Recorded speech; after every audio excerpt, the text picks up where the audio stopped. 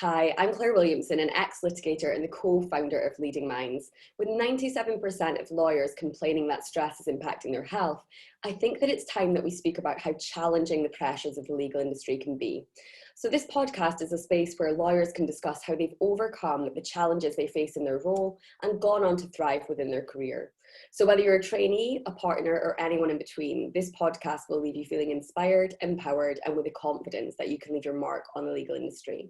And today I'm very excited to be joined by Tom Moran, who's a future trainee at Clifford Chance, as well as their 2019 LGBTQ Undergraduate of the Year. So thank you so much for joining me today, Tom. Thank you for having me. No, this is exciting to be on this podcast. I'm very excited to speak to you because you're actually going to be speaking to us about something that touches all of us, I'd say, at some point in our career, imposter syndrome. So I'm sure many people will be able to relate to our conversation that we're having today. But I thought it might be really good just to get a little bit of your background. So where did you study? So I studied at Lancaster University and I did management and IT there. So a non-law degree. And then through winning LGBT Undergraduate of the Year, sort of the law route sort of opened itself up to me, and I secured my training contract with Clifford Chance. And then this year I've just been doing the GDL in Manchester, which has been tough, but really, really insightful and challenging. Yeah, good. Amazing. So that leads me on to my first question, because I'd really love to hear a little bit more about the, LGBTQ Undergraduate of the Year award. So how did you actually come to win this rather impressive accolade? Thank you. So the award process itself was this essay where you had to write about what would you tell your younger self coming out? What would you tell someone that's struggling with their sexuality in the legal profession or in big business? And what would you recommend the head of diversity and inclusion do to improve an aspect of their organization? And then from that, we were then introduced to the firm at National Student Pride, which was amazing, which is something that they really sponsor. So we were doing voguing workshops and just like meeting people that are part of the LGBT community, which is such an introduction to the firm, I have to say. Yeah. And then from that, I had 2 interviews, one which was sort of competency based, and then one which was all around inclusion and your attitudes towards that. And then from that was the award ceremony. So yeah, it was a fun process. Amazing. And I'd love to hear, how did you actually become aware of the kind of award and the title as well? Because if you weren't in you weren't kind of in the legal, hadn't studied properly was what I was trying to say. I tried to make it too clever, but it really messed up. No. So Target Jobs do many awards. So this was part of a larger ensemble of awards. So they do male and female undergraduate of the year, science undergraduate of the year.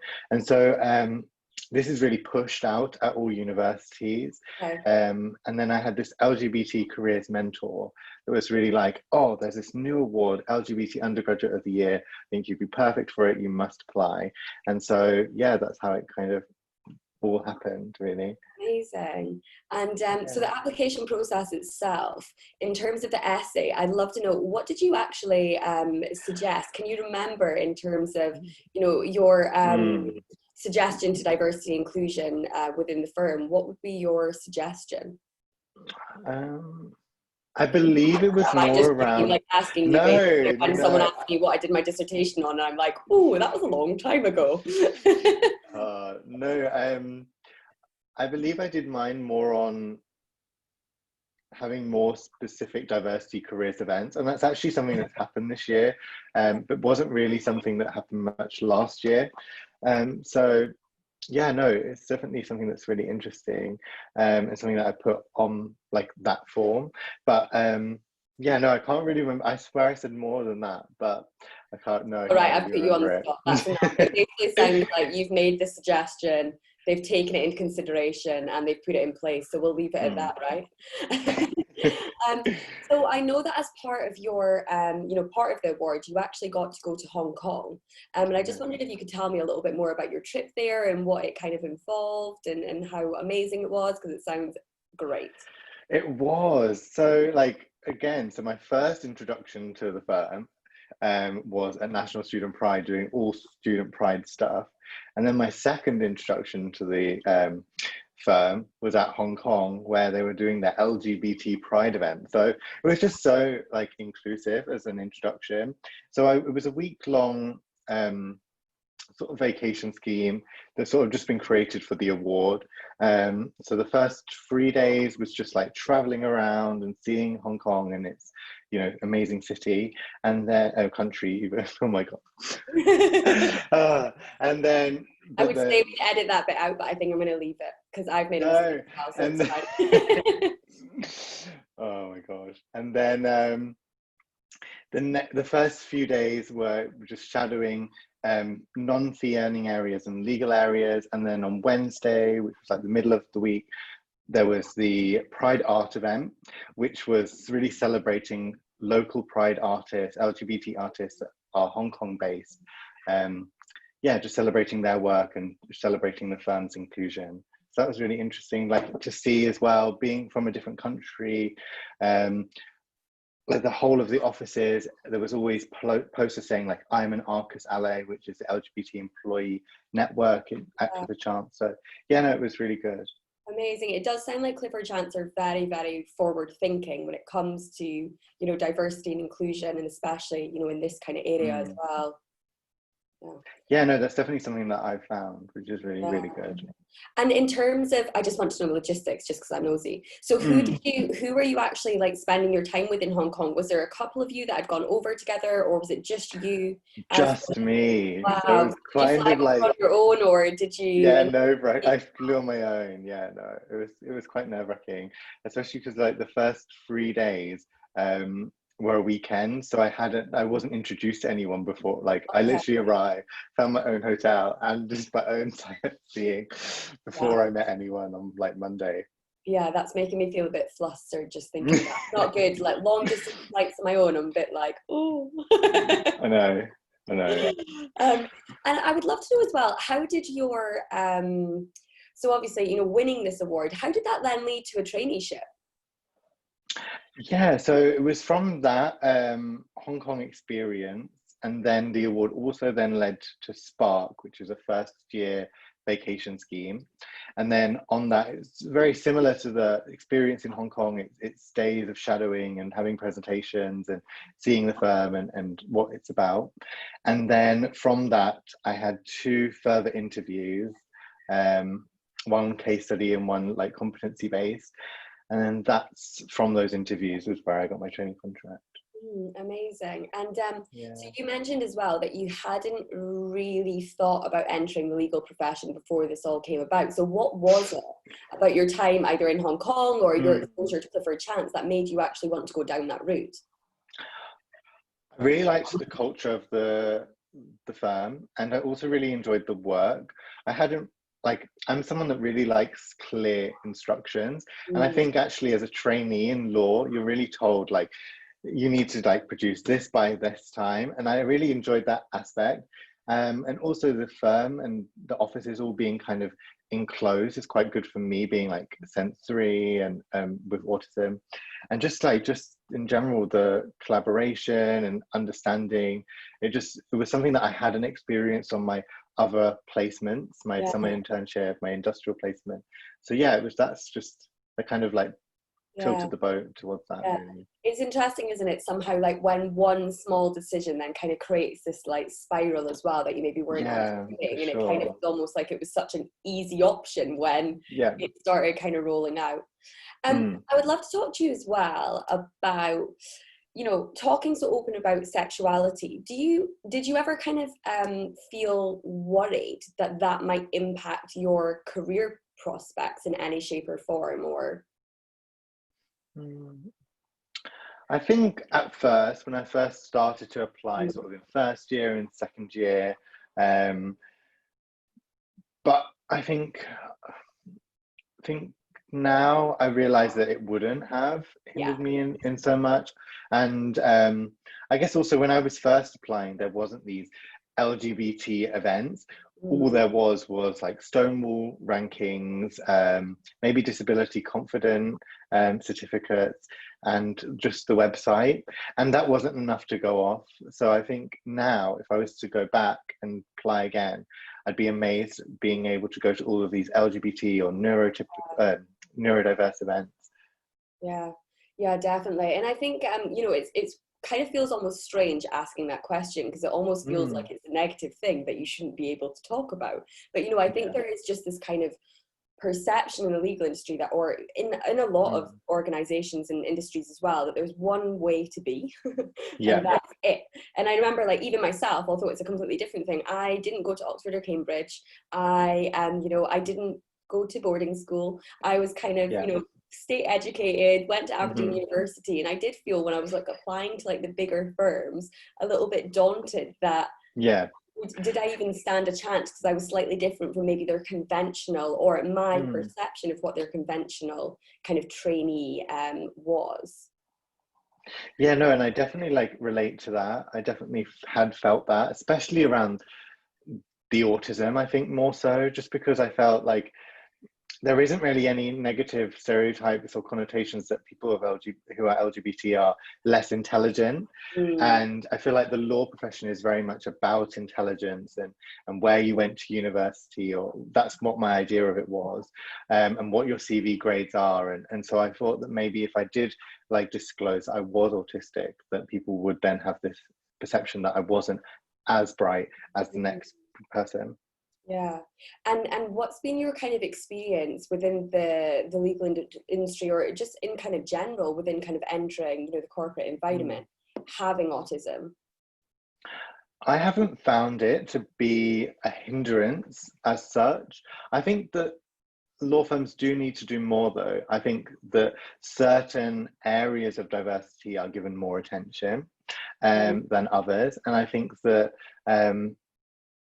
yeah, that like all of these strands of diversity need to mature. There seems to be quite a mature set up for LGBT students. yeah. And maybe we're seeing, even with the Black Lives Matter movement, really a lesser so within Black and Asian and ethnic minorities, but then also as well, like disability, there aren't many disability events or disability groups within law firms. So yeah, no, definitely something that needs to be Yeah, improved I think upon. that's such a good kind of view and kind of perception there, because I actually, as the first episode of this podcast, spoke to Mm, Daniel Winterfeld from Reed Smith, and that was hmm. what he was kind of saying. I can't remember how much he said it in the podcast itself, but we were speaking about that, before, when we kind of had our pre-podcast call, speaking about Yeah. disability within the legal industry, that it wasn't supported enough, he felt. Hmm. Yeah. So Yeah. in terms of actually, what was I going to say there? Sorry, my mind just went absolute blank. Yeah, what I wanted to speak to you about there was imposter syndrome. Sorry, because we kind of Yeah. touched upon it. And I know that many trainees that I work with, or many, just even, Mm, I remember speaking to one of the partners actually on the podcast, who said that that comparison amongst your peers, even when you're a partner, doesn't ever go, yeah. which was really, really insightful and really interesting, and Mm, made me be like, oh, really? But I know that, many people that I speak to, they do question just yeah. whether they're good enough and their Hmm. ability to be there and stuff as well. So I'd For love if you could tell sure. me a little bit more about your experience with imposter syndrome. I think I've had it for quite a while. So, back at school, having like a teaching assistant, being kind of singled out, being taken off for like speech and language therapy and all of this stuff, to really help manage and cope with my autism. I kind of felt singled out and wasn't the same as my peer group. Yeah. Um, and so I always thought that maybe what I was producing or what I had to say, like in like GCSE English speaking language or whatever, I was always nervous because I never felt like what I was saying or what I was doing was as good as the next person. So I never felt comfortable to speak it. Yeah. And I guess I've also similarly felt that from winning the award. Like the award, yeah, it was amazing, but it kind of was a fast track into a training contract. Mm, And other people who have pursued law or are really interested in law, have done it at university, they're like spend their whole lives trying to get training contracts like Clifford Chance.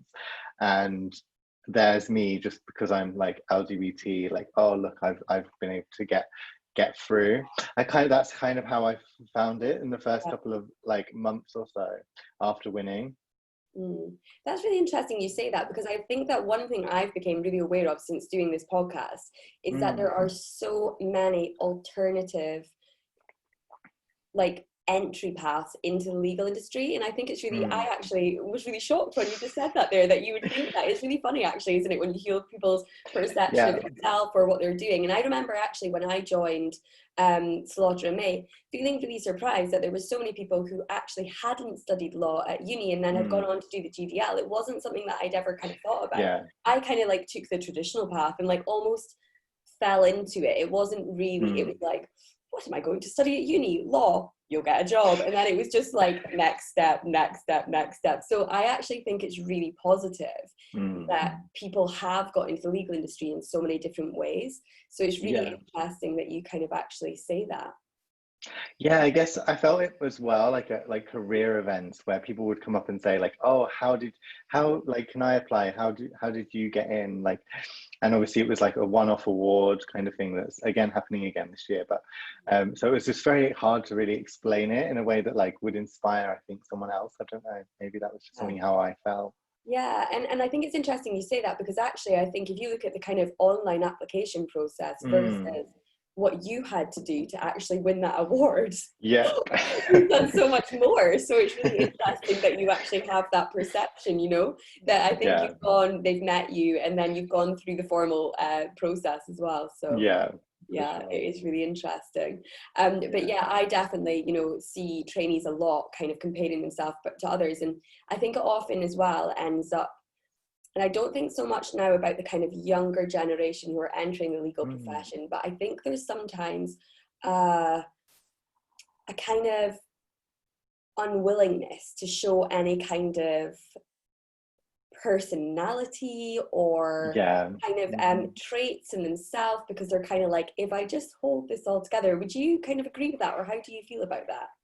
I think so as well. I think especially as I do think as this is something that faces like the younger like graduates as well. Like I feel like they all feel like they need to create a law Instagram page and be promoting and saying like, oh, I'm doing this commercial awareness and that, and I need to join this virtual internship. I think there is a real pressure that that a lot of young students are facing, that they need to be this really perfect, competitive like person to get into these top firms. Yeah, and that's really interesting as well, because that's definitely something that I've seen a lot over the last year that I don't know whether I just hadn't noticed it before, or whether it really is kind of over the last year that people are having blogs, they've got websites, they've got Instagram pages. And I just wondered, how important do you think it is to have yourself on a platform like LinkedIn or any other kind of social media to kind of express and present yourself as a student or a junior member of a firm? I don't think it's as important as everyone thinks it is. Although I really now am an advocate of LinkedIn, because like it's an amazing platform for me. But it was never something that I utilized until after my award. So whilst I think it's important, I don't think it's the be all and end all of whether you'll get a training contract or not. You know, there's many extracurriculars that you could do that, you know, are just equally as impressive or important. Yeah, and I always like personally kind of feel like it's a balance, isn't it, between showing enough of yourself that you are you know, attractive for whatever qualities, or people kind of get a feel for you and get a feel for your personality, but also there's the other side as well of social media when it comes to like the oversharing, where some people might be a bit like you know, like when you see too much personality and then people can make a judgment on you. And I always think it's like a fine balance to have, and it's a really interesting one. Yeah, no, and I don't think like even I think it's really hard as well to maintain it, because and I think a lot of people experience burnout just keep trying to find content to produce. So yeah, I think that it'd be interesting to see how, you know, that affects people's mental health, and how that like the need to create a blog and need to be seen to be this expert before they even enter the firm, you know, impacts them. Yeah, definitely. And I remember actually speaking to Daniel, and he was basically saying that, they don't expect you to be an expert before you join the firm. Like, They that's what don't. they train you up on. But having a passion or having something that you're really interested in can help boost your profile, because it Mhm. gives something to kind of stand out on your CV, doesn't it? Yeah, it does. Yeah. And I've heard of a lot of people actually as well putting themselves forward for things like awards or, Mm. competitions or all of these things. And I think that actually is a really great way Mm. to start to get kind of more on your CV and more on your application. Would you agree with that as well? Obviously, given I the would. that it's No, been out there for totally. I you. totally think awards are the way forward. No. No, but also just like taking part in the process of the Mm. award ceremony was so insightful for me, not only about the firm, but about doing interviews and writing applications. I think entering competitions and awards can be really great if you're not, yeah, engrossed in it, and like if you're not like going to be too disheartened if you aren't like the winner. If you can just enjoy the process and the journey of the award and the competition, then I think it can be really beneficial. And I think as well, just even kind of as you said, like entering does give you something to talk about, but also because you have to kind of do research. I mean, I don't know how much you knew about diversity and inclusion within the legal profession before actually doing No, the not application. really. Yeah, so Yeah, it's kind of having to do that research then means that when you are making a cover letter or making an application or having a meeting or an interview, you're able to actually kind of have something to say for yourself in some ways. yeah. Yeah. No, I totally agree. Yeah, I would very much echo your kind of sentiments when it comes to LinkedIn, though, because I do think that it can be such a great platform to get Mm, connections. yeah, But along with you, I would also agree that the one thing I think you sometimes see people doing is you can tell when content's really genuine versus when it's they feel they should be posting something. So yeah, finding like something that is your theme or a particular area that you're interested in and kind of keeping that, I think is maybe a really good way of kind of getting, interaction within LinkedIn, but also to kind of yeah, have like for an area sure. or a topic that you can be seen to be passionate about. Yeah, I think somehow I've inadvertently done that. I feel like every post that I produce is either LGBT and autistic intersectionally or about sign language or something like that. So, yeah, no, definitely. I think I did that accidentally, but it just seems to keep on going that way. Yeah. And how do you feel about that? Do you feel like, I mean, that's obviously a small element of your personality in you, and Mm. to have those kind of like taglines or labels like I am this, I am this, how does that make you feel?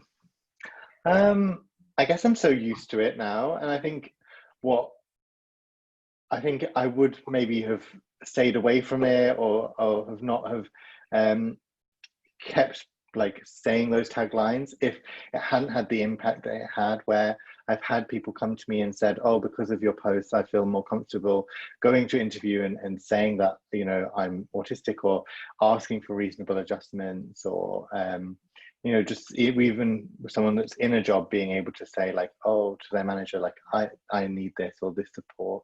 So yeah, no, I think that that's really been beneficial for me, like, and for them, and yeah, no, it's really good. Oh, that's amazing to hear you say that. And I do think that often, when someone does speak out, that's why I love, my job so much, and especially working with kind of trainees, because as a trainee, I Mm. had quite a challenging traineeship that I actually lost my dad during my traineeship, and I had to Oh god. defer and then come back in. And I really know Mm. what it feels like to be facing not only the pressures of traineeship but also having Yeah, external things going on as well. And I feel yeah. that being open, and for years I didn't really kind of mention that side of it. I pretended I had the Mhm. perfect traineeship, and then I mentioned it to a group one time, and the response they had, in terms of Mm. opening up, someone was like, actually, this is happening in my life, or this is going on, I'm feeling Yeah, like this. And I just realized that actually when you are quite open and honest, you start to kind of have like that spiral effect, and it can really have a yeah, for positive sure. impact on other people as well. So I do think that that's really great to hear, and something I can Yeah. definitely relate with myself as well. Mm. I wanted to ask you as well, because you mentioned when we were speaking before that you had kind of a mentor of sorts. So I'd love to hear a little bit more about that mentor relationship and how that kind of came about. Yeah, I kind of had like two, but mainly, so throughout the process, the person who created the award was called Toby Horner, and he is part of HR and is now moving on and working in Singapore. But no, who was just such a, yeah, an amazing mentor for me because he allowed me to see what it was like. He was LGBT himself in the organization, and really just how the process would work, how he saw it as the award that he'd created, and really just being there to support through, you know, all the stuff that it has become that maybe it wasn't originally planned to. And then also within the firm, being able to meet the head of diversity and inclusion, Tina Brady, and hearing him speak and him talk about inclusion on all matters, yeah, no, has been really inspiring and something that he's helped me like push and encourage me to do. So yeah, definitely both mentors. So would you say that was a kind of formal or informal, like was it just something that kind of developed, or did you actually actively kind of reach out to these individuals and ask if they would maybe support you? It was actually really kind of, yeah, coincidental, really. It sort of happened. It wasn't something that I actively sought out. It just sort of came from the award, meeting people, meeting new people, and then being sort of under their wing almost. Mm. And didn't you have a bit of a funny story when you actually met? Yeah. So yeah, no, so when I was meeting with Tin, and he was like, oh, let me introduce you to this part, like this you know, Matthew Layton. And I was like, oh, okay, nice. And I was like all really, you know, polite and cordial, and trying to be like interesting because it's, you know, still a law firm, but not knowing that they were like the global managing partner at the firm. So yeah, no, it was it was a bit nerve-wracking. I can actually see you getting red and flustered just thinking back to Yeah, this. yeah. I remember that actually I used to, and I've no idea why, but I think I met Mm. again the kind of managing partner at Slaughter and May at that Hmm. time, and not really being aware who he was, and then like just chatting to him like normal, and then like whenever I bumped into him in lifts and stuff, I'd always have been having a chat, and everyone's like, how come you're like best mates with him? I'm just like, I don't know.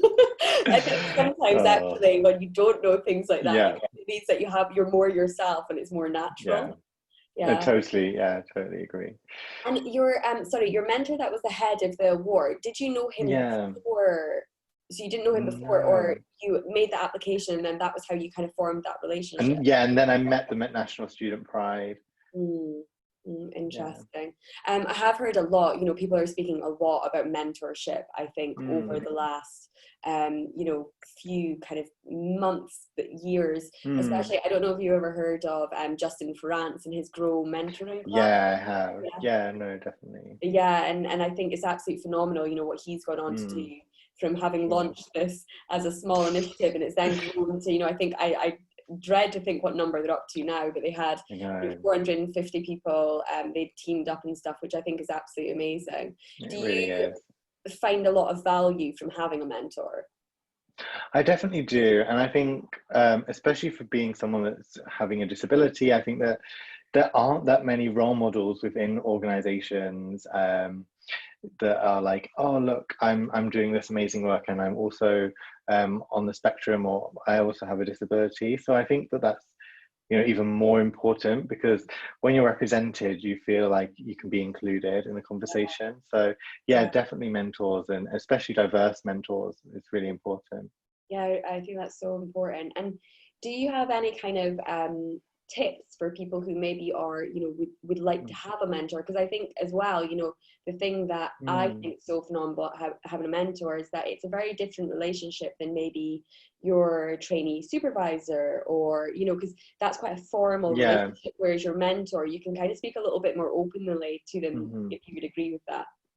For sure. And I mean, I think you can find mentors from like LinkedIn, even like just from going onto sort of a sector that you're interested in, or an organization, and finding someone within that organization that fits a similar path to you. Like aspiring solicitors do like a diverse directory which says, you know, your whether you're from a non-law background, what your like LGBT status is, your BME, or so being able to find someone that you really identify or are similar to, you could really reach out and try and make it as natural as possible.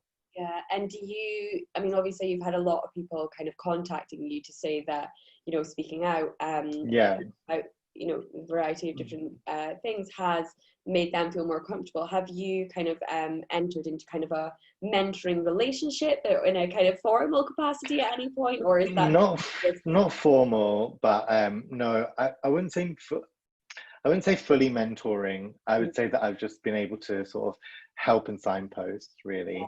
So if someone's come to me and said, look at my application, I'll be able to do that. But or, you know, how do you think I should best handle an interview? I can answer that question, but I've not really fully mentored. I think sometimes being a mentor is more when you are a trainee than when you're a future trainee. Yeah, definitely. And when are you actually joining Clifford Chance? So it's all really, you know, up in the air. It's either this September or next September. So Amazing. Yeah. So I always finish off our interviews with a couple of questions. So the first thing I'd really love to know is, what does resilience mean to you?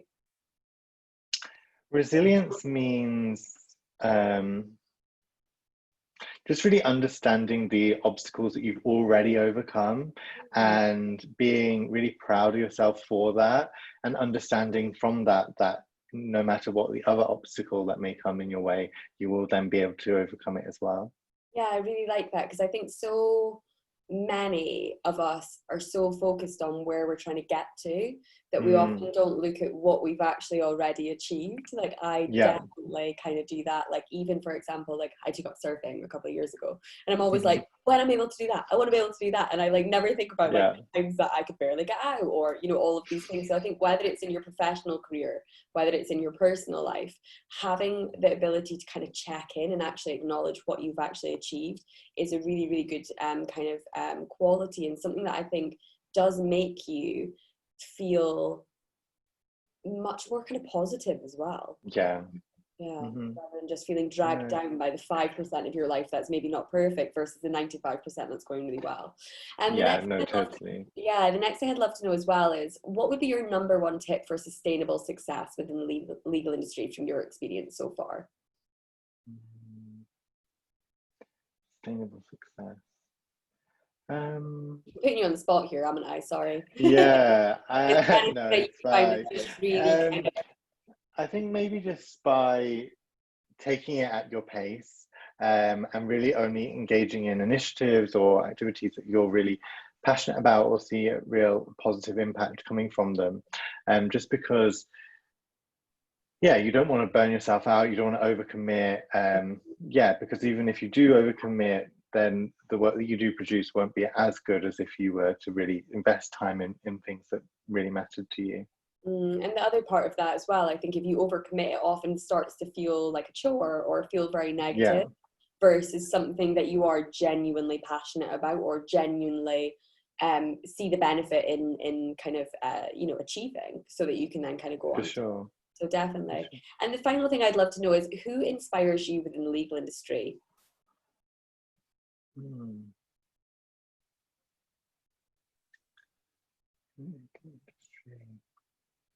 I'd say, I think just for me, like the future, like the trainees that are at my firm at the moment, because I've been able to connect with them on like, you know, a really like personal level at lots of events, and just inspiring me for that next step, that next journey within the legal profession that I'm about to take. Yeah, I think that's really cool, actually, that your peers inspire you, you know, to kind of have that cohort and to be stepping forward with them and having that, I think, is really positive as well. If you can see that inspiration rather than seeing the comparison, which I definitely did at times. Maybe I'll feel differently when I'm in the firm. Who knows? No, I don't think so. I think it's good if you can keep that in mind. You know, everyone's always feeling kind of the same, aren't they? Thank you so much for joining me today. Thank Absolutely you. phenomenal guest. It's been really great to hear your story and hear, you know, all the things that you've achieved before even entering kind of legal industry as a trainee. It's phenomenal. No, thank you for having me. So just before we finish, I just wanted to say to anyone that wants to kind of be kept up to date with weekly episodes of the podcast, please feel free to subscribe on our podcast, on our website at leadingmindsglobal.com/podcast. And you can also follow Leading Minds and myself, Claire Williamson, on LinkedIn, where we share all the new episodes. So thank you so much again, Tom, and I look forward to speaking to you soon. Thanks.